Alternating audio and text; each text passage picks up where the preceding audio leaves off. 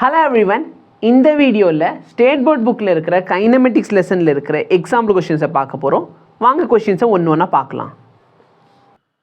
Example 8. Check whether the following vectors are orthogonal. ஆர்த்தோகோனல்னா என்னன்னா பெர்பெண்டிகுலர்னு அர்த்தம். சரிங்களா? ரெண்டு வெக்டார் பெர்பெண்டிகுலராக இருக்கா இல்லையான்னு பார்க்கணும். ஒரு மெத்தட் என்ன, இந்த மாதிரி நீங்கள் வரைஞ்சிக்கோங்க. 1லேருந்து 3 5 மேக்ஸிமம் இருந்தால் போதும்ல. 1 2 3 4 5. ஒரு வெக்டர்னா sir 2i cap 3j gap இங்கேயே போட்டுக்கலாம். 1 2 3 4. இந்த இடத்துல என்கிட்ட ஏதாச்சும் டூல்ஸில் ஏதாச்சும் இருக்கான்னு பார்த்துக்கிறேன் நான். ஸ்டாப் வாட்ச், டைம் லைட், இது ஓகே. கிராஃப் மாதிரி எதுவுமே இல்லை. -5 இருக்கா? ஓகே, -5 இருக்குது. அப்போ ஒரு வெக்டார் பாரு, 2i cap 3j cap. X ஆக்சிஸில் 2, y ஆக்சிஸ் நான் போடவே இல்லையா? 1 2 3 4 5. 1 இந்த இடத்துல அன்ஈக்குவலாக இருக்குன்னு நினைக்கிறேன். 2 3 4 5. 2i கேப் 3j கேப் அப்படின்னா இங்கே 2 இங்கே 3, இது ஒரு vector. 4i cap 5j cap, 4i cap 5 -5j cap அப்படின்னா எக்ஸ் ஆக்சிஸில் பாசிட்டிவ், y ஆக்சிஸில் நெகட்டிவ். -5i கேப் இப்படி வரும். ஓகேவா? இந்த மாதிரி நீங்கள் என்ன பண்ணலாம் வச்சு பார்க்கலாம். இந்த ரெண்டு வெக்டார் 90 டிகிரியில் இருக்கா இல்லையான்ட்டு பார்க்குறதுக்கு மேபி 90 டிகிரியில் இருக்கிற மாதிரி இருக்கலாம். பட் ஆக்சுவலாக இது 90ல் இருக்கா, ஏன்னா 87ல் கூட இருக்கலாம், 85 கூட இருக்கலாம். நம்ம போட்டதில் இந்த இடத்துல இன்டர்வல் ஈக்குவலாக இல்லாமல் கூட போகலாம். அதே மாதிரி பாரு, 5i கேப் 2j கேப் எப்படி போடுவேன்? 5i கேப் 2j கேப்னா இது ஒரு vector. 2i cap -5j cap, 2i cap -5j cap. இப்போ பாரு, எனக்கு பார்த்தா இதுவும் 90 மாதிரி தான் இருக்குது, இதுவும் 90 மாதிரி தான் இருக்குது. ஸோ இந்த மாதிரி கன்ஃபியூஷனே வேண்டாம். அப்படின்னா ரொம்ப சிம்பிள், நீங்கள் வெக்டார் லா யூஸ் பண்ணுங்க. ஓகே, பார்க்குறதுக்கு வேணால் இப்படி வரைஞ்சி போட்டு சார் இந்த ரெண்டு வெக்டார் பெர்பெண்டிகுலரான்னு சொல்லிக்கலாம். பட் எக்ஸாக்ட் வேல்யூ தெரியுன்னா நீங்கள் நான் சொல்கிறத ஃபாலோ பண்ணணும். என்ன அப்படின்னா, ரெண்டு vector, if 2 vectors R perpendicular, ரெண்டு வெக்டார் பெர்பெண்டிகுலர் இருந்தால் then their dot product is 0. அவங்களோட டாட் ப்ராடக்ட் என்ன ஆயிரும்? 0 ஆயிரும். அப்போ சப்போஸ் இந்த ரெண்டு வெக்டார் பெர்பெண்டிகுலர்னா இதுக்கு டாட் ப்ராடக்ட் எடு.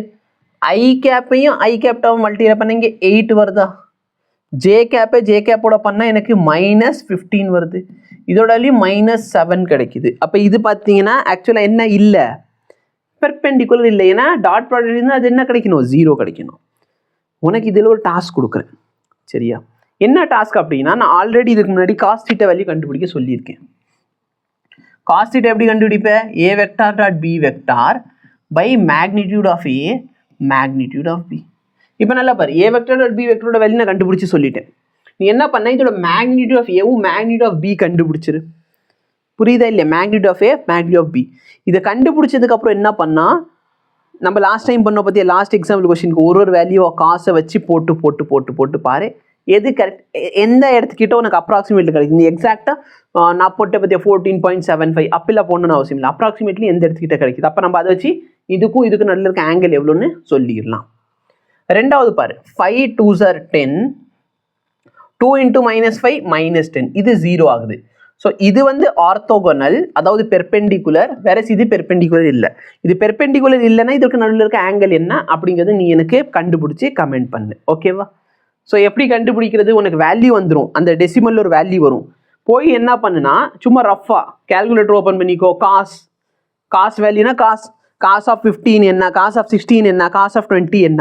கொஞ்சம் காமன் சென்ஸ் என்ன யூஸ் பண்ணிக்கோங்க அப்படின்னு பார்த்தீங்கன்னா, காஸோட வேல்யூ சப்போஸ் காஸ் 0 இருந்தால் 1, காஸ் 30 இருந்துச்சுன்னா √3/2 0.86 கிட்ட வரும். √3/2 வேல்யூ என்ன சார்?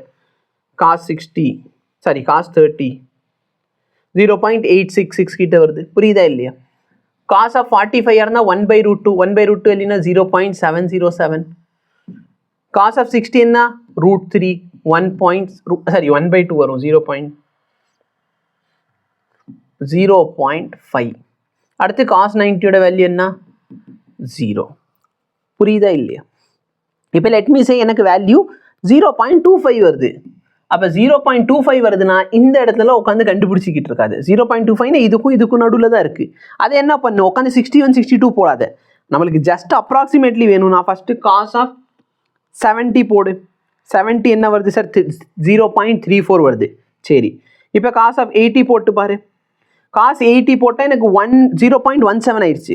அப்போ இந்த வேல்யூ பார்த்தேன்னா 0.17க்கும் இதுக்கு முன்னாடி என்ன போட்டேன்னா 17 போட்டப்போ என்ன வந்துச்சு 0.34. அப்போ என்ன அர்த்தம்? 70க்கும் 80க்கும் நடுவில் இருக்குது. அப்போ என்ன பண்ணு, 72 போடு, 75 போடு, அந்த மாதிரி ரவுண்ட் ஆஃபாக போடு. இப்போ நான் 75 போட்டு பார்க்குறேன். 75 போட்டால் எனக்கு 0.2588 வருது. எனக்கு 0.250 வருதுன்னு வச்சுக்கோ. அப்போ நான் இது 0.250 எப்போ கிடைக்கும்னு பார்க்கணும். அப்போ யோசிச்சு பாரு, நான் ஆங்கிளில் கூட்ட வேல்யூ குறையுது.